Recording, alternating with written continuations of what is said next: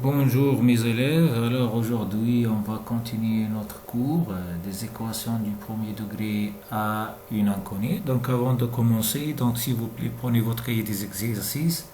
On va corriger quelques fautes de l'intention, donc s'il vous plaît.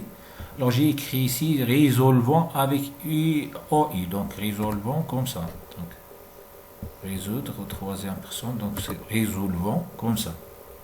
Effacez U. Ensuite, prenez cette équation. Donc, cette équation, 1 demi x.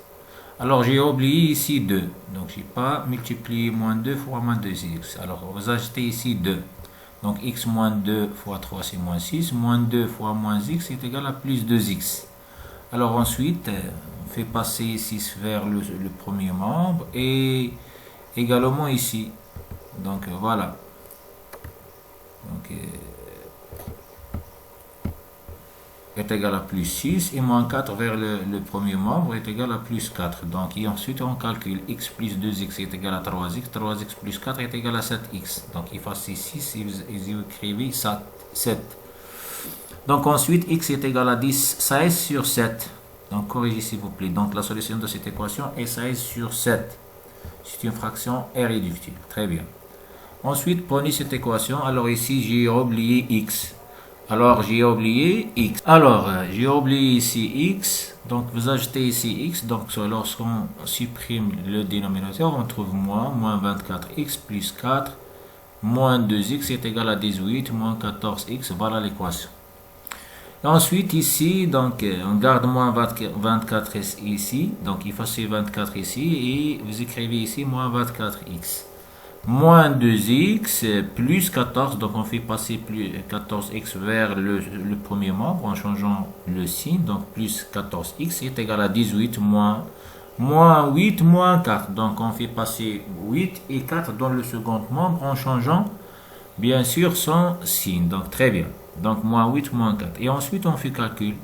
Donc, moins 24 moins 2, ça va me donner moins 26. Moins 26 plus 14 est égal à moins 12x. Donc, moins 12x est égal à 6. Donc, 18 moins 8 est égal à 10. 10 moins 4 est égal à 6.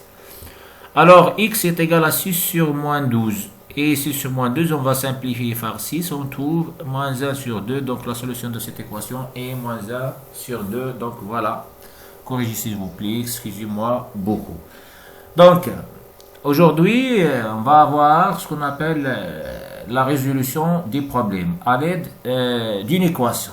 Donc, la résolution d'un problème ou bien des problèmes à l'aide des équations ou bien on dit la résolution d'un problème à l'aide d'une équation. Donc, prenez votre cahier de cours, écrivez la date d'aujourd'hui à la marge, grand 2, résolution des problèmes. Alors, pour résoudre un problème, on suit les étapes suivantes. La première étape, c'est très importante. C'est une étape très importante. Lire l'énoncé, c'est-à-dire lire les données du problème, comprendre la situation et souligner les mots ou bien les données importantes. Souligner les mots ou bien les données importantes. La deuxième étape, c'est choix de l'inconnu. C'est-à-dire quoi? C'est-à-dire préciser ce qu'on représente l'inconnu. Donc, l'inconnu peu importe la lettre X ou bien Y ou bien Z, donc une lettre. C'est comme ça. Mise en équation. Mise en équation, dans cette étape, on traduit le problème avec des éléments mathématiques. C'est-à-dire quoi? C'est-à-dire mathématisation du problème. Mathématisation du problème. Alors, c'est une étape un petit peu difficile. Donc, il convient de lire le texte ou bien les données du problème mot par mot. Donc, l'objectif ou bien le but, c'est de déterminer une équation. C'est pour cela qu'on a écrit ici mise en équation. Mise en équation, c'est-à-dire traduire le problème en équation. C'est clair? Donc, voilà. La quatrième étape, c'est la résolution de l'équation. Donc, très bien. Et la cinquième étape, retour au problème et vérification. Donc, voilà. Donc voilà les étapes de la résolution d'un problème à l'aide d'une équation. On va voir un exemple. Donc exemple. Sachant que la classe de première année collégiale est le nombre de dans la classe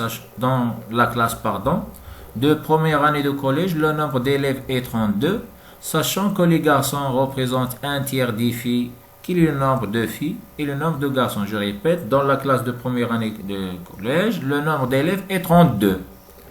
Sachant que les garçons représentent un tiers des filles, quel est le nombre de filles et le nombre de garçons. Donc maintenant, on va chercher les mots-clés ou bien souligner les mots importants. Donc nous avons ici dans la classe de première année, le nombre d'élèves est 32. C'est-à-dire quoi? Le nombre total d'élèves dans la classe. Donc voilà. Donc c'est pour cela que j'ai souligné le nombre d'élèves en rouge. Très bien. Sachant que les garçons représentent un tiers des filles, c'est-à-dire que les garçons représentent un tiers des filles, c'est-à-dire la relation entre le nombre de filles et le nombre de garçons, c'est que les garçons représentent un tiers des filles et un tiers, c'est-à-dire 1 divisé par 3. C'est-à-dire le nombre de garçons est égal au nombre de filles, ou bien des filles, divisé par 3. Très bien.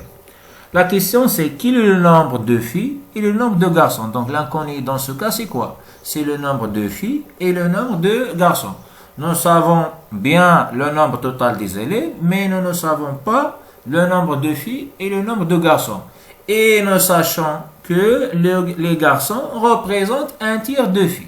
Donc quel est dans ce cas on va quel est l'inconnu dans ce cas? L'inconnu c'est le nombre de filles et le nombre de garçons. Donc c'est très bien. Donc la première étape, donc c'est choix de l'inconnu. Donc on écrit ici soit, donc choix de l'inconnu.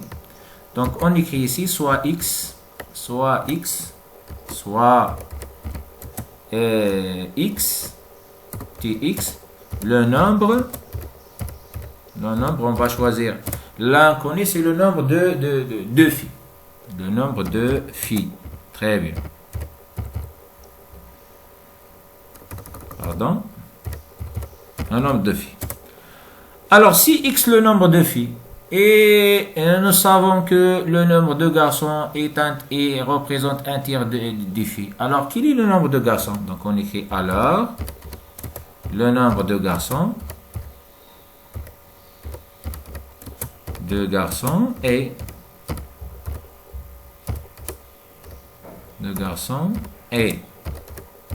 quoi? Si x est le nombre de filles et le nombre de garçons représente un tiers des filles, quel est le nombre de garçons? Oui, le nombre de garçons est le nombre de filles divisé par 3 ou bien le nombre de filles multiplié par 1 sur 3. Donc c'est x sur 3. On écrit ici x sur 3. Donc le nombre de garçons est x, donc x sur 3. Voilà.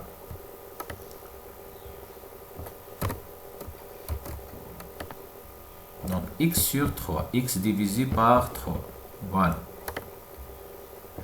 Pourquoi? Parce que ici, nous avons ici dans le texte, les garçons représentent un tiers. Et un tiers, c'est 1 sur 3. 1 sur 3 fois x, c'est x sur 3. Mise en équation. Dans la classe, nous avons combien d'élèves? 32. Sachant que le nombre de filles dans la classe est x et le nombre de garçons est x sur 3. Alors, donc, oui, et le nombre d'élèves, le nombre de filles plus le nombre de garçons est égal au nombre d'élèves dans la classe. Donc, on écrit x, donc l'équation c'est x, c'est le nombre d'élèves de garçons, donc x, plus quoi? Plus le nombre de garçons, c'est x sur 3, x sur 3, on écrit comme ça, x sur 3 est égal, le nombre total d'élèves dans la classe c'est quoi? Est égal à 32. Donc 32. Donc voilà. Donc voilà, pardon. Donc voilà l'équation. Mise en équation, c'est-à-dire mathématisation du problème, c'est-à-dire traduire du problème avec des éléments mathématiques, c'est-à-dire quoi? C'est-à-dire déterminer une équation. Très bien. Donc x, c'est le nombre de filles. X sur 3, c'est le nombre de garçons, bien sûr le nombre total. Le nombre de filles plus le nombre de garçons est égal au nombre d'élèves dans la classe. Donc c'est 32. Très bien. Maintenant, on va résoudre cette équation. Donc, on va résoudre cette équation. Donc c'est une équation avec dénominateur. Donc on écrit ici. Donc on a.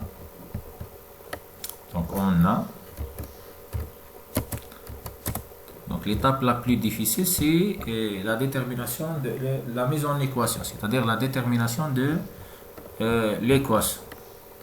Donc on a x plus x sur 3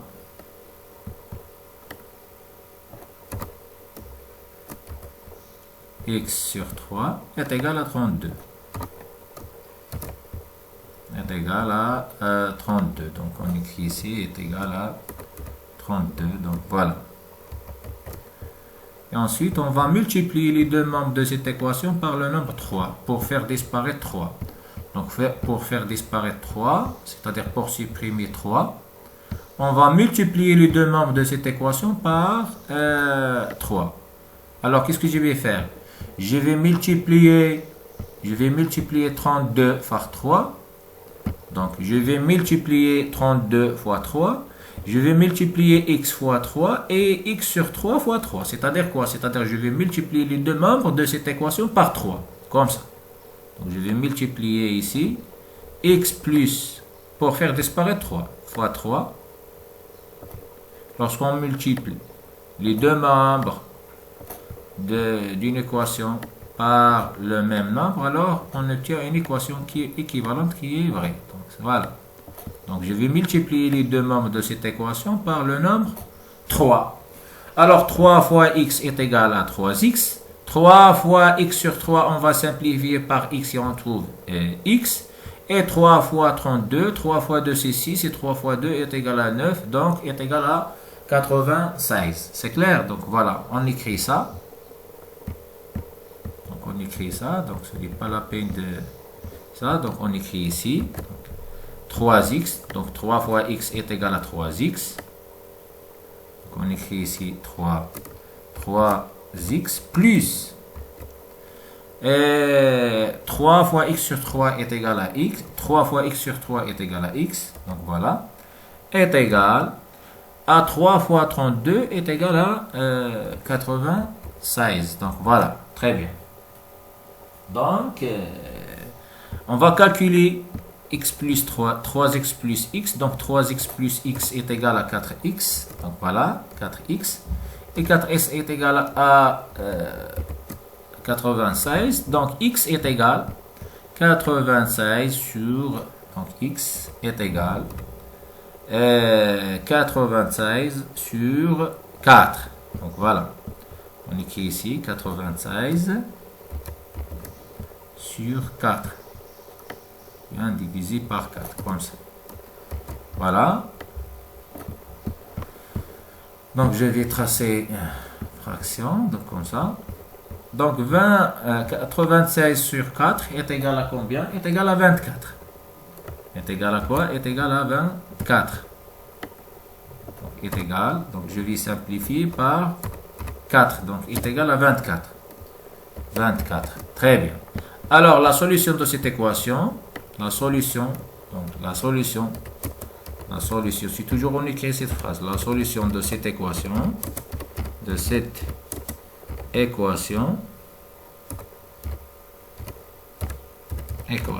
est 2,24. Donc maintenant, retour au problème. Donc nous avons ici x, c'est le nombre de filles. Alors, et nous avons obtenu que x est égal à 24. Donc, le nombre de filles est 24. Alors que le nombre de garçons est x sur 3, c'est-à-dire 23 sur 4. C'est clair, voilà. On écrit ici. Donc, x, c'est le nombre de filles. Nous avons posé que x est le nombre de filles. Donc, nous avons obtenu ici x est égal à 24, on écrit ici donc le nombre. Donc on cherche à quoi? On cherche à déterminer le nombre de filles et de garçons dans la classe, sachant que le nombre de garçons représente un tiers de filles. Donc voilà, le nombre de filles. Donc le nombre de filles est donc nous avons obtenu x est égal à 24, donc 24. Et le nombre de garçons, quel est le nombre de garçons? Oui, c'est 24 sur 3. Donc le nombre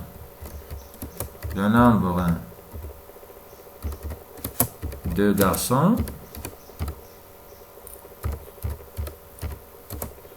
est 24 sur 3 est égal à combien? Est égal à 8.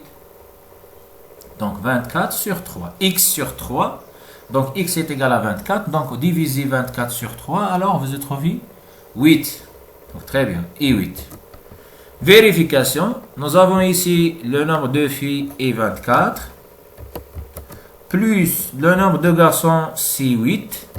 C'est un tiers de 24. Un tiers de 24 c'est 8. Alors 8 plus 24 est égal à quoi? Est égal à 32. Donc voilà. Est égal à 32. Donc le nombre d'élèves dans la classe est 32. Donc la solution est vraie. Donc très bien. Voilà comment on résout un problème à l'aide d'une équation. Donc très bien. Maintenant, je vais vous donner des exercices. Donc prenez votre cahier des exercices. Écrivez la date d'aujourd'hui à la marge. Allez-y, s'il vous plaît, plus vite. Donc voilà l'exercice. Donc l'exercice numéro 2. Alors s'il vous plaît, écrivez la date d'aujourd'hui à la marge. Donc recopiez l'exercice. Ensuite, prenez votre cahier de recherche et effectuez l'exercice. Donc on va faire la correction à la prochaine vidéo. Donc je vais vous lire les données. Donc résoudre les équations suivantes. Donc vous avez ici 4 équations. Donc résoudre les équations. Question 2, problème. Donc A, Sarit a 2 ans de plus que sa sœur Amel. Après 5 ans, la somme de leur âge, donc la somme de leur âge, donc vous achetez ici S, la somme de leur âge sera 40 ans. La question c'est quel est l'âge de chacun d'entre eux maintenant. B, trouver 3 nombres consécutifs dont la somme est 705. Donc 2 nombres consécutifs, c'est-à-dire 2 nombres qui se suivent, c'est clair. Je répète, trouver 3 nombres consécutifs dont la somme est 705. Donc 2 nombres, ou bien le nombre consécutif, c'est-à-dire les nombres qui se suivent. Très bien. Donc c'est un homme âgé de 42 ans, très bien, donc 42 ans, à 3 enfants qui ont respectivement 14, 12 et 8 ans. La question dit, dans combien d'années l'âge du père, c'est-à-dire l'âge de l'homme, sera-t-il égal à la somme des âges de ces 3 enfants? Donc voilà l'exercice numéro 2. J'espère que vous avez bien compris. Merci de votre attention.